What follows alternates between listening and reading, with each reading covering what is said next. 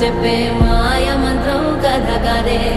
చంటోళ్లను భయపెట్టే భూచోడి కథ కదే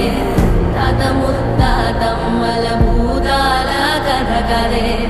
విక్రమాదిత్యుడు చెప్పిన వేదాళుడి కథ కదే దీపము నుండి దెయ్యం వచ్చే అల్లావుద్దీన్ కథ కాదే ఇది ముడత చర్మం ముసలి చెప్పే కథ లాంటి నిజమే